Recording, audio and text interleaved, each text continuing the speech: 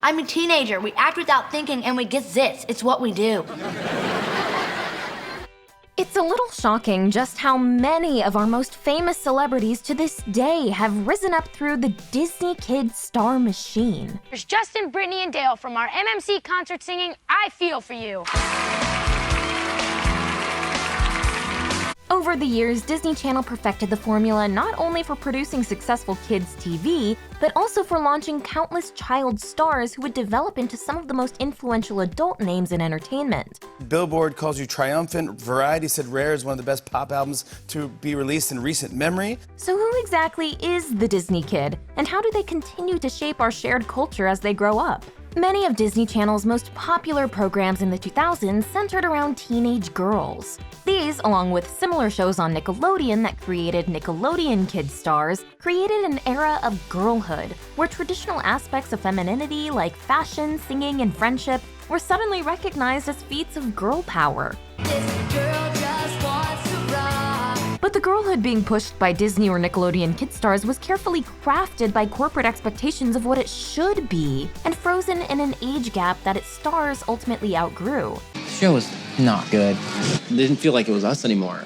It felt young, and we're becoming adults. The extreme purity forced on these stars often resulted in public breakdowns, exposing that while these characters may have been empowering to young audiences, they could be harmful to those who portrayed them. We can't obtain this perfection that you think that we are, in a sense, or that we were, or that this channel made us. Here's our take on what Disney Kid stars reveal to us about corporate projections of girlhood, how to dismantle them, and what they can be instead.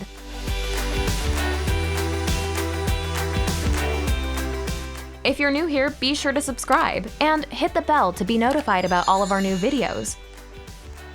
Thanks to Honey for sponsoring this video. Online shopping isn't going away anytime soon, and we wouldn't want it to. Honey is my secret weapon when buying online. It scours the internet for all the best deals it can find across 30,000 websites. So instead of hunting for promo codes, why not let Honey find them for you? Download Honey for free at joinhoney.com/thetake to start saving now.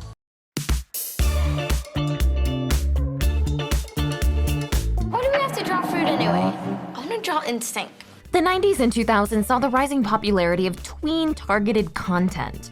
From 1989 to 1994, the all-new Mickey Mouse Club introduced the first batch of Disney kids who would go on to be entertainment giants. Justin, Carrie, JC, Brittany, Christina, Ryan. And it represented the earliest iteration of the Disney Channel formula. In the 2000s, Disney's formula materialized in narrative films and shows like the High School Musical franchise, That's So Raven, Lizzie McGuire, and Hannah Montana. My daughter's a huge fan of your show. Thank you very much. And it's watched by, I believe, if I'm correct, it's something like 160, 170 million people worldwide. I think something like that. The largely female-led TV show signaled that the modern Disney Kid era empire was built on female teen talent. These shows typically centered on characters who had a secret ability. If my vision comes true, she's gonna let the whole school know I'm psychic. Or an extraordinary artistic skill. You kept just about the biggest secret in the world, Miley Stewart / Hannah Montana. A quirky and supportive best friend. When did you become the most amazing person in my life? The first day we met in kindergarten when we had to take naps in different rooms because we both snored. And themes focused on self-love and acceptance. People come in all shapes and sizes, and they're all beautiful. Put that in your magazine. In interviews, these new Disney kids demonstrated a strong work ethic, I just kept sitting in takes and takes, more takes. determination to stay grounded, I hope my family's happy and healthy, and I'm just continuing to be with the people I love. and a strict purity culture. I was a part of that Disney crowd that publicly said they were waiting till marriage. Essentially, they defined girlhood as a sparkly balance between ambition and modesty. This Disney brand also made girlhood synonymous with greatness, through characters like Raven Baxter, a fiery fashionista who could do anything she set her mind to. So what are you guys saying, I can fight this? Absolutely. Miley Stewart, a teen pop sensation who still managed to stay humble through her struggles with school and crushes. You're right, that's all he is. One guy. I can do this. I'll just channel Hannah. Hello, Joshua, you ready to rock tonight? And Alex Russo, a witty, cool girl with a rebellious streak. Does anyone know the chocolate slide? These are just a few of Disney's long list of female characters who embodied an archetypal girliness which, refreshingly, wasn't villainized. What is so bad about a slumber party? The joys of friendship cemented with all night giggling, secrets, popcorn, singing, texting, movies, games, pillow fights. In a society that's quick to degrade and ridicule female teenagehood, Disney kid stars and their widespread influence created an inspiring environment for fans who grew up seeing these stars as role models and support systems. I know change can be scary, but it's a part of growing up. It's how we find out who we are and who we're gonna be. At the same time, this influential girl power was also curated by writers and producers with the corporate understanding of what sells. Disney shows presented us with idealized versions of life and femininity that failed to capture more complex realities. Selena also reflected on her time spent as a child star. That was my job in a way, to be perfect. You're considered a figure kids look up to, and they take that seriously there. Most of these on-screen families were white, suburban, and middle class. And while the characters were allowed to mature and preach self-acceptance, the actresses playing them were expected not only to meet unrealistic beauty standards, but also to remain childlike in the public eye. I feel like I've done a very good job as my position that I've been put in. Yeah. And I should be able to grow up.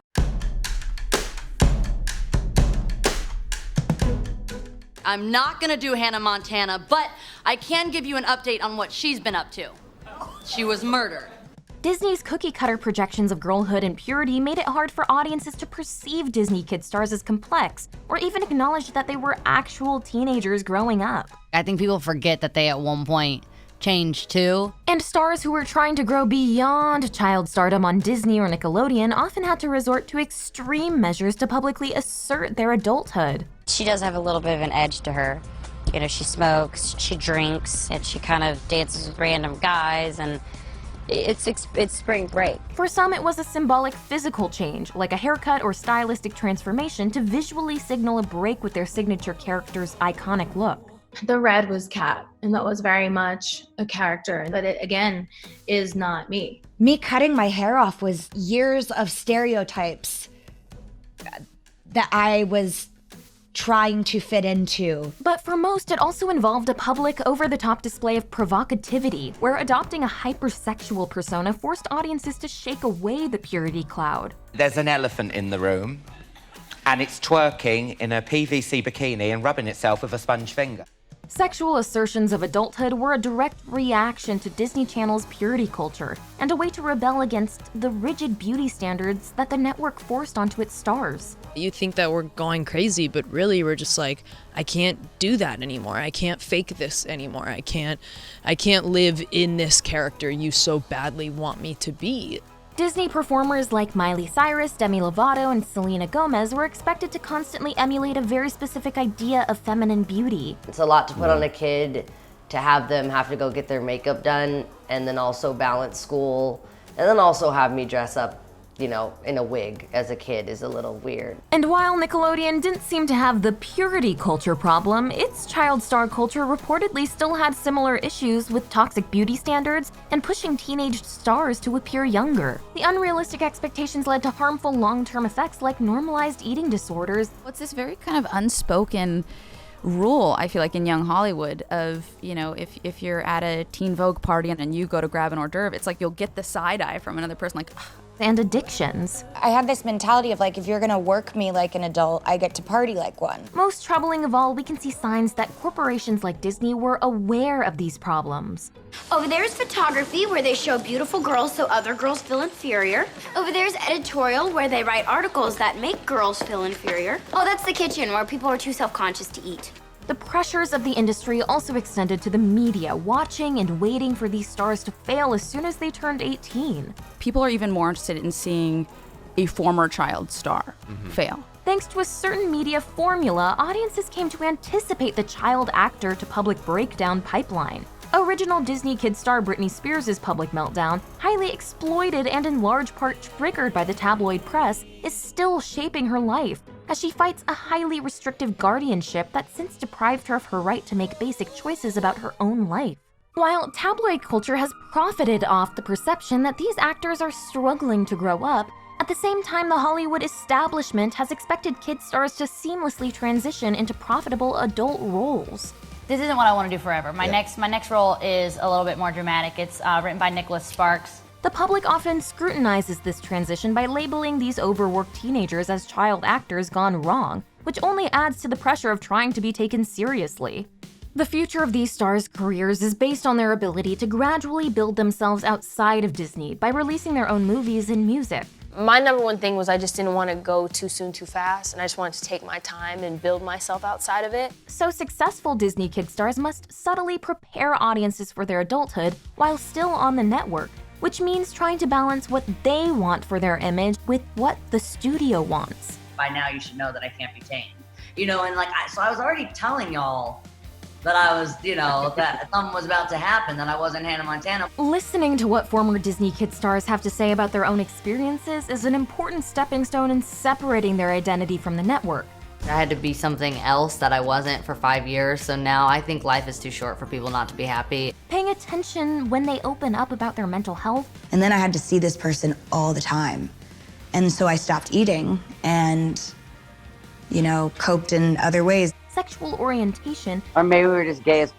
And struggles they face. I had arthritis. My kidneys were shutting down. My mentality was just to keep going. Allows us to see these stars for what they always were. Three-dimensional people who would arguably make better role models than their two-dimensional curated facades. I've been the femme-presenting woman that everyone sees me as, the Disney pop star. Disney kid stars sacrificed much of their childhood so audiences could enjoy ours. And they've publicized their adulthoods for us to learn from. My whole purpose in coming clean with everything that I've been through is to help someone else.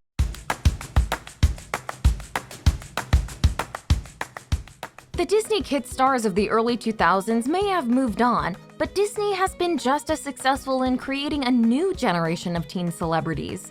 We're going to be able to introduce High School Musical to a whole new generation of fans. Actress and singer Olivia Rodrigo became a phenom with her debut album, Sour. Sour debuts at #1 on the National Albums Chart, and Good For You lifts 2-1 on the Singles Chart. But a big part of the fascination with the album, especially on TikTok, has centered on whether the lyrics about the traitor ex who began seeing a blonde only 2 weeks after their split was her High School Musical, The Series co-star Joshua Bassett, who was rumored to be dating Rodrigo before being spotted with another huge Disney star, Sabrina Carpenter. Olivia wrote about Joshua Bassett, who's allegedly now with Sabrina Carpenter. So audiences still have a certain investment with the personal lives of these Disney kids and the perception of drama behind their perfect facade. What the heck happened between Olivia Rodrigo and Joshua Bassett that could have made her write such a heartbreaking song? Also, like her 2000s predecessors, 18-year-old Rodrigo is a pop icon of her day's version of girlhood. Feminine adoration is something that I and lots of my friends feel very intensely. But she reveals that this is definitely a less sparkly and sweet ideal than in some times gone by. I write songs about feeling like I'm not enough and feeling insecure and feeling so sad. In Sour, as she speaks about young adult milestones like getting her driver's license after a breakup, Rodrigo said she's reclaiming those sour emotions like bitterness and jealousy that aren't supposed to be attractive in women. I think processing those feelings of, sadness and heartbreak and jealousy and, anger is so important. She also channels alt-rock inspirations of the past who have brought more of an edge and anger to pop like Alanis Morissette and No Doubt, in addition to other self-determined singer-songwriters like Taylor Swift, Lorde, Fiona Apple, and St. Vincent. And her social media marketing, especially on TikTok, underlines how the Gen Z Disney kid can have a more direct relationship with fans as they organically develop a personal brand alongside the network brand. Another huge Gen Z Disney kid who beautifully transitioned into adult stardom, Zendaya, has become known both for her award-winning roles and for speaking out as a progressive voice. If you have, I guess you could say, in a sense, power or influence, you have responsibility, and to use that to the best of your abilities. When a magazine photoshopped her image to make her appear skinnier, Zendaya publicly protested and shared the original photo. Another bravely vocal Disney star, Dove Cameron, has been open about her queerness and asserted that her Disney characters, twins Liv and Maddie, are queer. Dove revealed that, quote, Maddie was definitely gay and Liv was bi. Then Dove was asked about her Descendants character Mal, to which she replied saying, Mal is pan. As this new, more progressive generation of Disney Kids stars form, we can hope for a healthier work environment behind the scenes, and also can spot signs of progress on screen in Disney content. I don't know how to say it. Just say it. I'm home. Recent series Andy Mack offers a much-needed alternative to Disney's white nuclear families by centering on a Chinese-American teen who finds out that her big sister is actually her mom. You're my what? Your mother? The show is the first on the network to tackle complicated family dynamics like this, and also features Disney's first openly gay main character, Cyrus Goodman. And I'm gay. Yeah? Okay, cool. Meanwhile, High School Musical, the series, speaks to a lot of Gen Z social awareness. I'm dismantling the patriarchy this year, and I'm not afraid to start with you. Main characters like Nini, a musical theater enthusiast with 2 moms, Courtney, a self-proclaimed feminist who loves makeup and fashion, and Carlos and Seb, the show's same-sex power couple, all work to convey aspects of intersectional girlhood and unprecedented Disney queer representation. Well, are you busy tonight? Tonight? Yeah, you know, homecoming. So much of the media we consume is connected to creative machines like those of Disney and Nickelodeon because without corporate backing, it's difficult for child stars to transition into adult careers. Considering their global and influential reach, it's imperative for networks like Disney Channel to initiate progressive notions of girlhood and remodel the industry to protect child actors. There should be somebody that comes in and talks to these young actors about just their life and like hearing like their teenage thoughts. As an audience, we owe a lot of who we are to the stars that we grew up with. Not just for the characters that they played on screen, but for the authentic versions of themselves they shared with us after. I just want to represent what I didn't have. And I want to be that for somebody. We can only hope that the meaningful messages resonating with young audiences can mean just as much to the stars delivering them. Life's a climb. But the view's great. This is The Take on your favorite movie, shows, and culture. Thank you so much for watching and for supporting us. Please subscribe and never miss a take. Thanks again to Honey for sponsoring this video. We all shop online, and sometimes it can feel like the promo code field is taunting you at checkout. But thanks to Honey, manually searching for codes is a thing of the past. All you have to do is install the free browser extension and shop as you normally would for clothes, games, or whatever your heart desires. When you check out, the Honey button drops down and you can click Apply Coupons. Then Honey will scan its database of promo codes for that site and apply the savings to your cart. Those of you who've already installed Honey using our link have found over $12,000 in savings. If you aren't using Honey, you're basically missing out on free savings. So join today. Download Honey for free by clicking the link in our description below. Joinhoney.com/thetake. You'll be helping support The Take as we unpack the pop culture world around us.